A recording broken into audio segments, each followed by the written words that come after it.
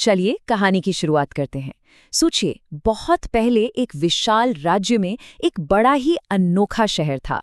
चारों तरफ से ऊंची ऊंची दीवारों से घिरा हुआ और अंदर जाने का सिर्फ एक ही रास्ता था, एक बड़ा सा दरवाजा। लेकिन एक राज था। अंदर के नियम क्या है ये कोई नहीं जानता था। बस ये पता था कि जो एक बार अंदर गया उसे वहीं के नियम मानने होंगे। और इसी दरवाजे पर पहुंचते हैं हमारे दो मुख्य किरदार, दो दोस्त, कबीर और रोहन। दोनों साथ में एक सफर पर निकले हैं और अब एक ऐसे मोड़ पर हैं जो उनकी पूरी जिंदगी बदलने वाला है। तो चलिए अब जरा गहराई से देखते हैं कि वो कौन सा पल था जहां से इनके रास्ते हमेशा हमेशा के लिए जुदा हो गए। जैसे ही वो शहर के दरवाजे के अंदर कदम रखते हैं, उनकी तो आंखें खुली की खुली रह जाती हैं। चारों तरफ बस सोना, चांदी, हीरे जवाहरात, दौलत ही दौलत। ऐसा लग रहा था मानो विलासिता और ऐशो आराम की एक अलग ही दुनिया में आ गए हों। ये सब देखकर रोहन तो जैसे खुद को रोक ही नहीं पाया। वो फौरन बोल पड़ा, अरे कबीर, यही तो हमारी मंजिल है। इससे ज्यादा पैसा, इतना आराम हमें और कहाँ मिलेगा। मैं तो भाई यहीं रुक रहा हूं। और बस यही वो पल था, यही वो फैसला था जिसने सब कुछ तय कर दिया।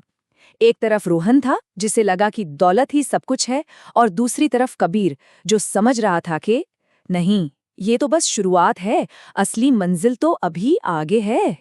तो चलिए अब कहानी में आगे बढ़ते हैं और देखते हैं कि वक्त के साथ इन दोनों के रास्तों ने क्या मोड़ लिया। तो रोहन का रास्ता बड़ा सीधा था। उसने एक आलीशान महल ले लिया, चारों तरफ नौकर चाकर थे और बस ऐशो आराम की जिंदगी जी रहा था। और कबीर, उसका रास्ता बिल्कुल उल्टा था। घने जंगल, तपते रेगिस्तान, मतलब हर कदम पर एक नई मुश्किल, एक नई चुनौती। ये सफर उसके सब्र का इम्तिहान ले रहा था। लेकिन इस मुश्किल सफर के बाद आखिरकार कबीर को जो मिला वो एक अलग ही तरह का खजाना था। एक शांत पहाड़ी, वहां एक खूबसूरत बगीचा था, एक पुरानी सी लाइब्रेरी थी और ज्ञानी लोग थे जो जिंदगी के गहरे सवालों पर बात कर रहे थे। कबीर को अपनी असली मंजिल मिल चुकी थी। अब देखिए, देखते ही देखते 10 साल गुजर गए। इन 10 सालों में दोनों की जिंदगियां पूरी तरह से ढल चुकी थी, उनके अपने अपने फैसलों के हिसाब से। तो 10 साल बाद क्या तस्वीर थी? रोहन के पास था सोना, चांदी, जवाहरात, और कबीर के पास, उसके पास था बचाया हुआ पानी, अनाज के भंडार। रोहन के पास थे नौकर जो सिर्फ पैसे के वफादार थे, और कबीर के पास था ज्ञान और मन की शांति। यही असली फर्क था उनकी दौलत में।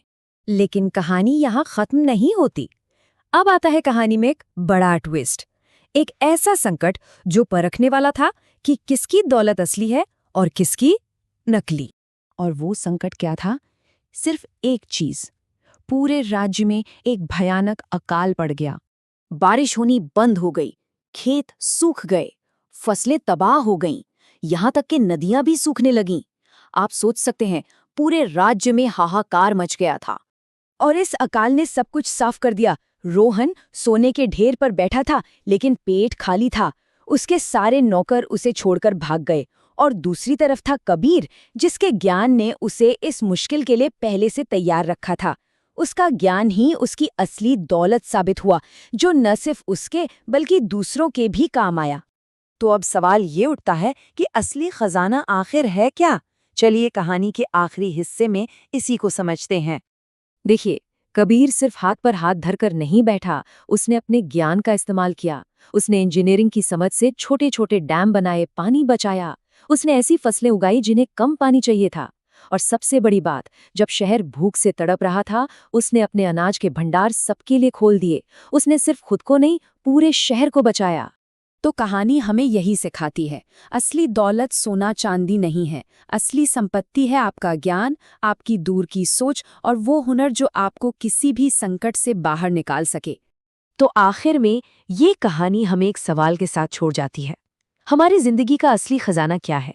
क्या वो दौलत है जो वक्त के साथ खत्म हो सकती है, या वो ज्ञान है जो हर मुश्किल में, हर तूफान में हमारा साथ निभाता है? सोचने वाली बात है ना?